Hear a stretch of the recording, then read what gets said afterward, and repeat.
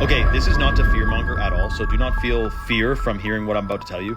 Do you know what's happening tomorrow on Friday? Do you know how much stuff is stacked to happen tomorrow? For one, the Department of Justice, by law, must release the files. Otherwise, they could be, I guess, charged. Department of Justice officials could be charged who don't comply with this new law. They gave them 30 days, this new deal that came out that they have to release it. So Friday, people are waiting on the edge of their seats.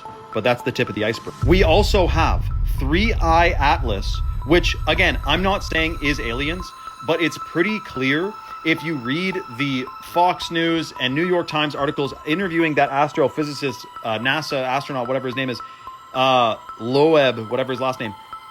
It's clearly framed as being like an anomaly and like extraterrestrial, basically, is what they're saying. Now, I'm not saying I believe in this at all, but it's being purported that it is an anomaly.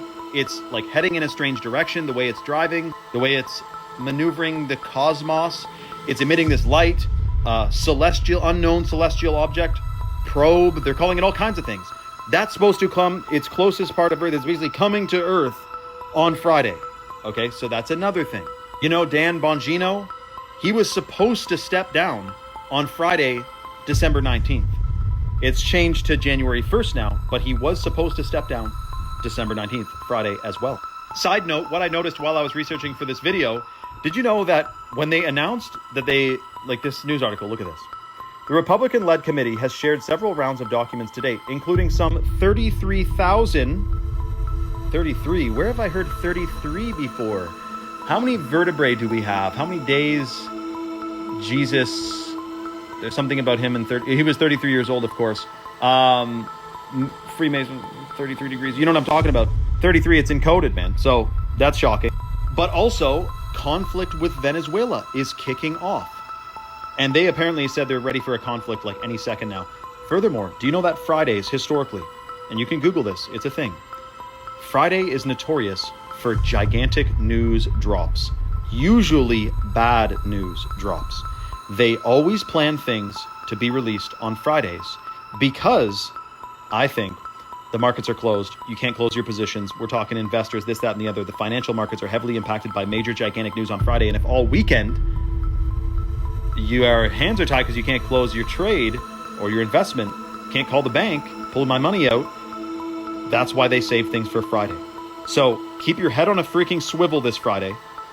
And they're also talking about debt relief programs, which is like totally financial reset, global reset in my eyes. I'm pretty certain this guy's hitting the nail right on the head with his theory about why they do these major news drops on Fridays. But I think it also has to do with the fact that a lot of people only pay attention to what's going on Monday through Friday. When the weekend hits, you're doing weekend things. They release these big stories on Fridays. A lot of people don't hear about it because they're not paying attention to what's going on Friday evening. They're getting their weekend started. Then all weekend, the majority of people are enjoying their weekend. So they release this stuff on Friday in the hopes that by the time Monday rolls around, some other major news event has taken place that's going to basically wipe that out of the news cycle. Of course, if they did actually release those files today, it's not going to disappear by Monday. But we've been told so many times at this point that they're about to release those files with nothing happening that I don't really have my hopes up. I guess we'll find out by the end of the day. But let's look up at what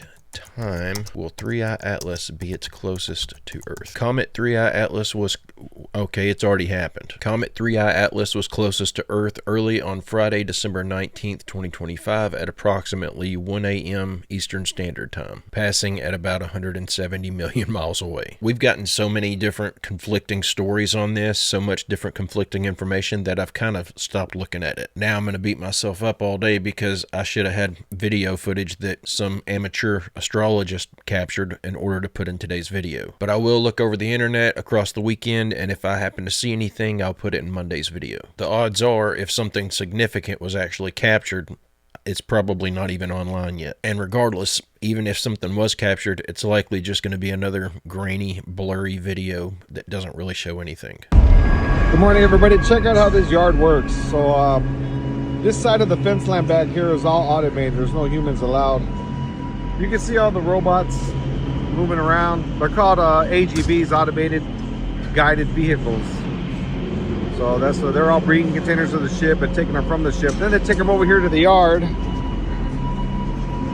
And then they these cranes in the yard are all automated. They put them in the yard, and then the truckers on the back side over there will take them off to wherever they go, or they'll take them to the rails, which is in the back there also. There's a rail yard where we load the trains up. But you can see it's pretty crazy, man. This is the only terminal on the West Coast that actually is fully automated like this. There's only one. I mean, there's so many terminals up and down the West Coast. This is the only one that's automated. It's pretty crazy to work here. But I tell you what, these hammerhead cranes that we operate here, they're real easy on my back. The way they're designed, the way the seat is designed, is a lot better on my body. You can see this. Here goes the automated crane. I don't know what's going on. It's moving that container somewhere, if it's put in the yard or if it's coming out to put it on an AGV. But there's like 80 of those cranes out there, and the yard goes way back that way over there. So yeah, pretty wild, man. Crazy stuff. Anyway, you guys have a blessed day, people. Be nice to each other, and happy holidays, man. Love you guys. We are living in the future. We've already got fully automated farms with huge pieces of equipment that you would think would be required to have an operator, and it's just being run by AI. I'm sure that some of these systems are going to take a long time to figure out, that there are going to be some pieces of machinery that need a human operator, at least for the next few years. And I'm even more sure that not every single thing is going to be automated in a short period of time. Not every company can afford to go immediately invest in this type of setup. But as this stuff gets better and better and the prices on this equipment comes down, there's gonna reach a point where it's just more cost effective to buy a machine that can work 24 hours a day doing a job that you would have to pay 2 or 3 guys to do. And what really sucks is this looks awesome. This looks like we have the technology right now to be living in utopia. We could literally have everything automated in the next decade and no one have to have a job. They can all go work on what they want to work on. But as I sit here and watch these types of systems be built out, and that's the idea that I'm having is, what could the future be? The people who actually run the show are also looking at this stuff and thinking, what could the future be? But in their mind, they're thinking we can get rid of these feeders, because they're also seeing that we're not going to need as many people anymore, that we aren't going to need worker bees to complete these tasks. But in their mind, that's a good reason to eliminate a bunch of people. But it's quite infuriating sitting here looking at the opportunity that's laid out before us and knowing how these systems could be utilized to literally make peace on earth. But they're going to utilize it to do literally the exact opposite. To them, it's an opportunity to create hell on earth. People can't even have packages delivered to your home address now because of a new nationwide warning that was just issued for anyone who has ordered online. Police have mentioned that this is not a new concept for the brushing scam. However, there are certain parts that you may not be familiar with. So basically what happens is seemingly harmless packages will start showing up at your door with your name on them from reputable brands like Target, Walmart, or even Amazon. You'll do what everyone else would do and open up the package to see exactly what's inside, finding out that you never ordered this product and it might have been a gift. After opening the package, you'll find this slip listed inside, which we are all familiar with if you've ordered from Amazon, that'll invite you to scan the QR code to find out who it's from. You absolutely should never scan this QR code because it'll eventually end up taking you to a website that mimics Amazon, and it'll even ask you if you want to return the item by putting in your payment information. Before you know it, your card number is completely lost to whoever had sent you this package, so make sure to send this to anyone that you think could potentially fall victim to this. I just wonder,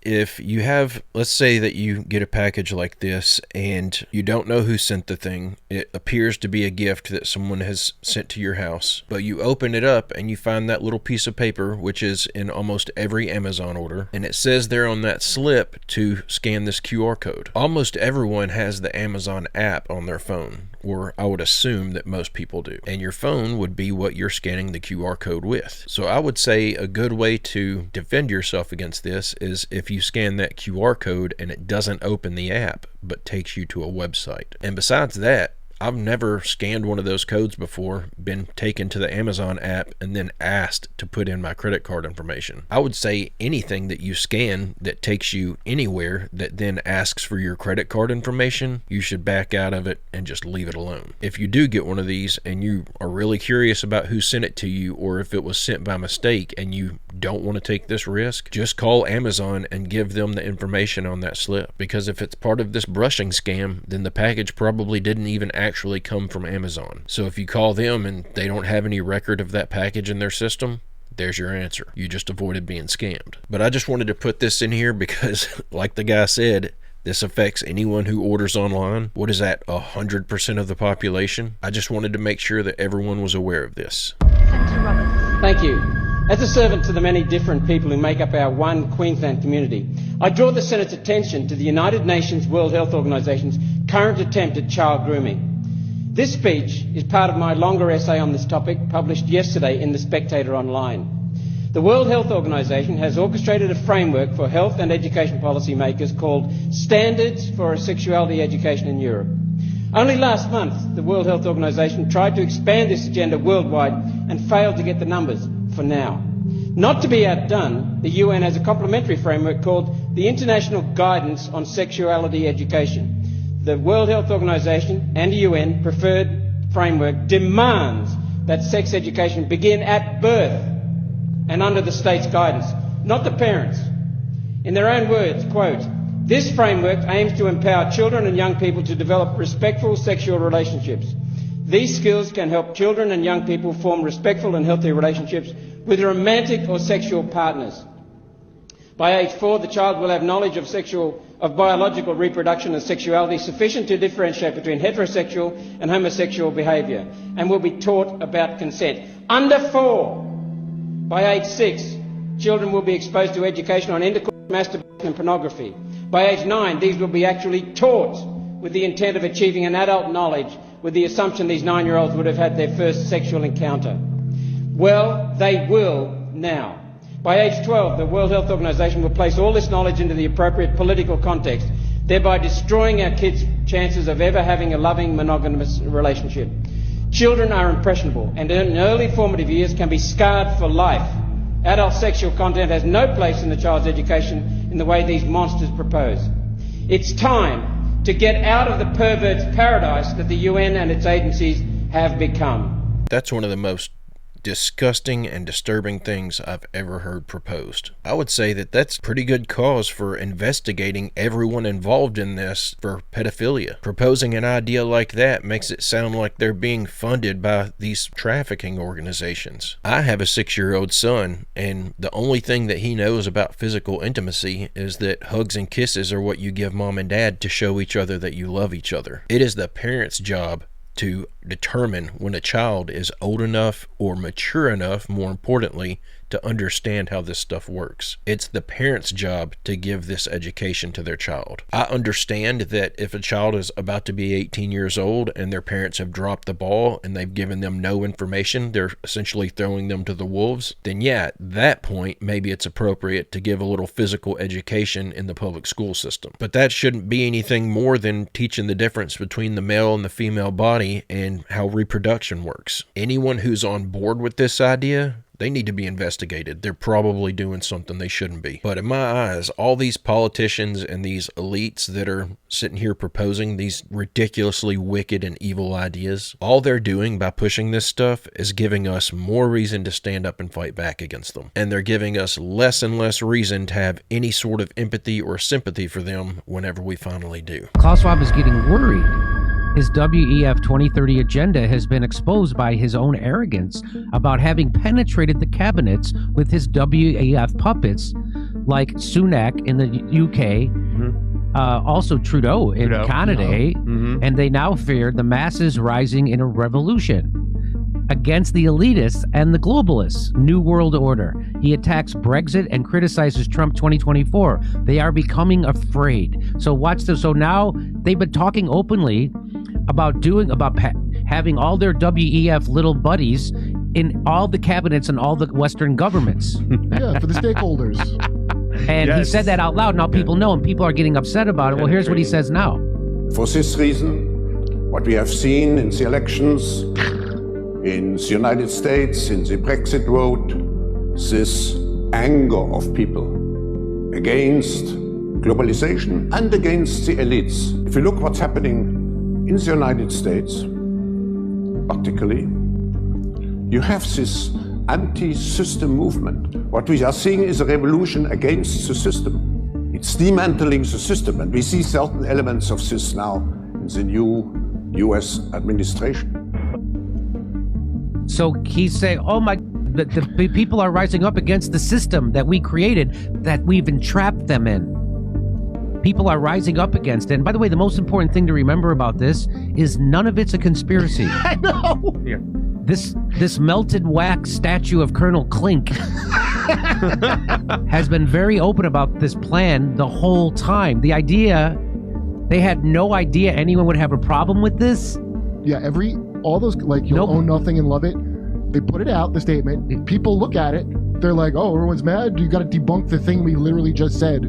And you can't because you said it, so they gotta go, no, but it's not bad. What are you making this into a bad thing? There's gonna be no elections. We have a predictive, prescriptive model. Yeah. We You'll own nothing and like it. You'll own nothing and like it. I find it pretty disgusting that they even refer to themselves as the elites. That ought to show everybody where their head's at. But how are they shocked by this? It would be one thing if these people were genuinely trying to improve on the way the world works. If they were genuinely trying to just take control of the resources so that they could spread the wealth evenly, so that they could properly provide for every citizen, make sure that everyone's fed, everyone's clothed, everyone has a roof over their head. But this horrific game plan that they've proposed in public, it's pretty obvious what their true intentions are. And those are just the things that they say in public. What they say to each other behind closed doors, I'm sure, is terrifying. So how are they shocked, knowing what their actual agenda is, that people would be upset about this, that people would be pushing back? They're not shocked.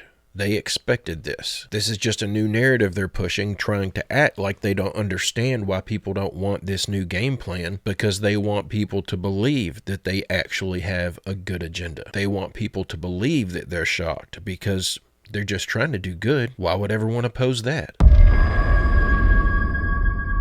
For 400 years, securities were personal property. If your account provider, your broker, or your custodian became insolvent, you could take immediate return of your securities. That is no longer the case. America is in trouble. The Federal Reserve can be summarized in 3 words. It's a scam. I never realized it was the most profoundly corrupt institution in the world, pretending to be honorable. Mr. Webb came out with his book and people began to read it, and constituents started calling me and saying, what are you going to do about it? And I didn't realize this and I didn't realize that, and I can lose everything that I own. So I've written this book, The Great Taking, to put on the table a very sophisticated structure designed to take essentially all financial collateral globally. In 1994, the UCC, which is the Uniform Commercial Code, changed wording regarding securities. What it meant that the stocks and that you and I purchase can be used as collateral to guarantee loans for that investment firm. 1994 Article 8 revision, they conjured a new type of property ownership or property right called a securities entitlement. That's a contract.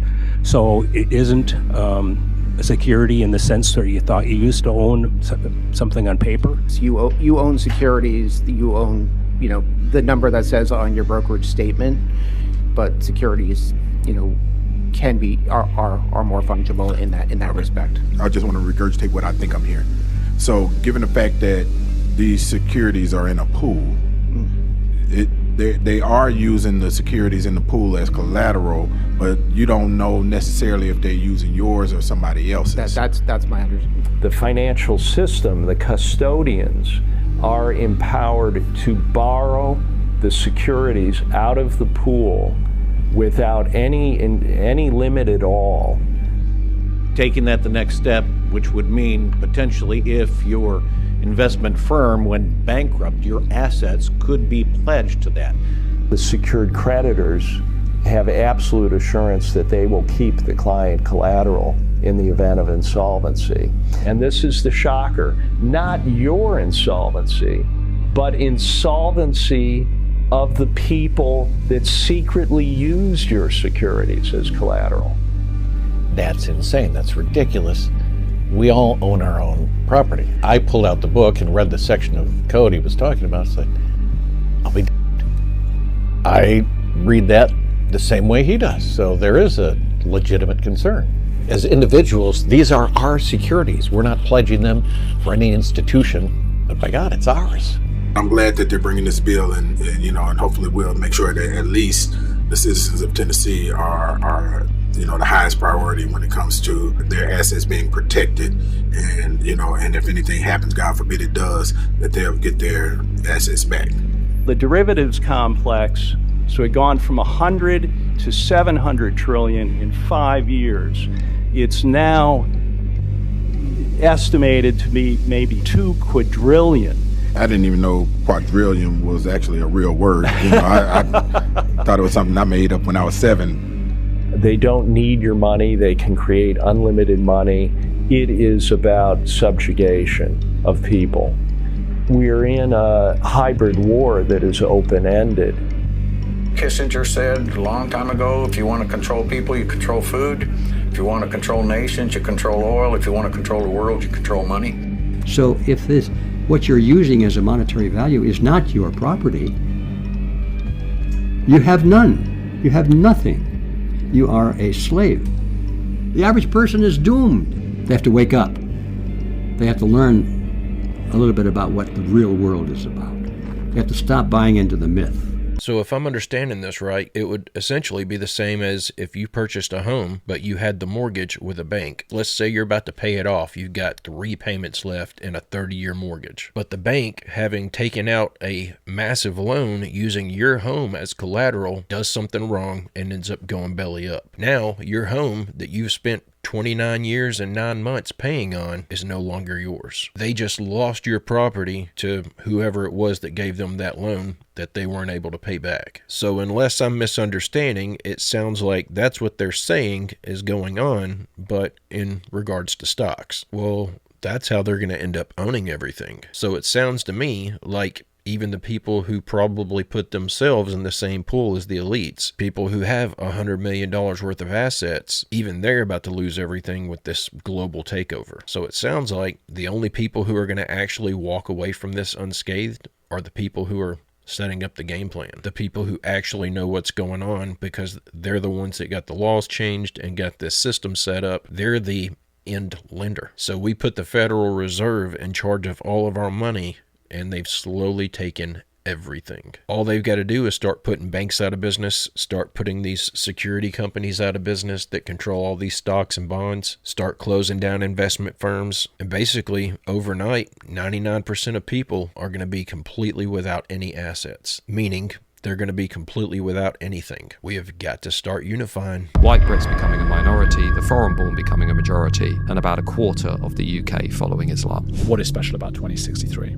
The year 2063 is the year in which white Britons become a minority in the country. It will come earlier among the under 40s. It will potentially come as early as 2050, only 25 years away. In other words, by the time the child was born today, by the time they turn 25, they'll likely be a minority among their peers. But by 2063, all white Britons will be a minority across the country, not just as they are now in London, Birmingham and Leicester, a few other places, but actually across the country. And in the decade after that, in the 2070s, the foreign-born, people born outside of the UK and their immediate descendants will be a majority across the country as well. So we're talking there about, for example, lots of people from India, Pakistan, places outside of Europe. We're not talking predominantly about Australians and Americans. We're talking about people that can only trace their roots on these islands back maybe 1 or 2 generations. And then if you fast forward to 2100, the end of the current century, 1 in 4 adults roughly will be following Islam.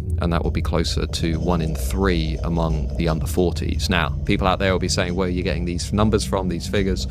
All of this is based on current census data, the Office for National Statistics data, demographic data that the government uses, and if they're interested, as you say, I've written about it extensively on the stack. So in the course of 1 generation, that child that's born today, by the time they turn 75, in retirement, they will see all of these things happen in their lifetime. White Brits becoming a minority, the foreign-born becoming a majority, and about a quarter of the UK following Islam. I think the reason that you're seeing this take place in many different countries right now is because when you do divide things out by the races, in a lot of these countries where you're seeing them flooded with illegal immigrants, what's going on there? Those tend to be the countries with a majority white population. It has nothing to do with them being against white people. That's clearly what it looks like at times, but I think it has more to do with the fact that they're the majority. And with the way they keep us all divided by race, any group that is a majority, they're going to want to whittle it down. They're going to want to turn them into a minority so that there isn't a large group of people who all have commonality, a large group of people who may have reason to band together to fight back. And we just saw they aren't liking what's going on right now with all these people pushing back against their globalist agenda. But if nobody stands up and does anything, if we can't all band together now, regardless of what color you are, things are just going to get worse. All they're going to have to do is just wait us out. But that's what I think is going on whenever you look at those numbers. But I'm curious to know if I'm the only one with that perspective, or if any of you have a different idea as to why this is all taking place. If I was just listening to the mainstream media all the time and reading newspaper headlines, I would probably just fall into that racism trap with everybody else, and I would probably just assume that that's probably what's going on, that the agenda they're spewing is actually the truth, that people are fed up with a certain particular color because they've been in control too long, or because they've created a system that nobody really cares for anymore. But the more I dig into this stuff, the less I think that's what's actually going on. I just think they don't want any group with large enough numbers to be considered a majority. It's easier to control people in small groups than it is to control people in large groups. But guys and gals, I'm going to go ahead and end the video right there. I hope you enjoyed these clips we watched together today. God willing, I'll be back on Monday with another one. I hope you come back to join me. Don't forget to leave a like and subscribe if you haven't already, and don't forget to drop your theories and your comments in the comments section down below. And hopefully my nose won't be all clogged up on Monday and my voice will be back to normal. But guys and gals, I hope everyone has a great, safe, fantastic rest of your day, a phenomenal weekend, and I will see you all on Monday.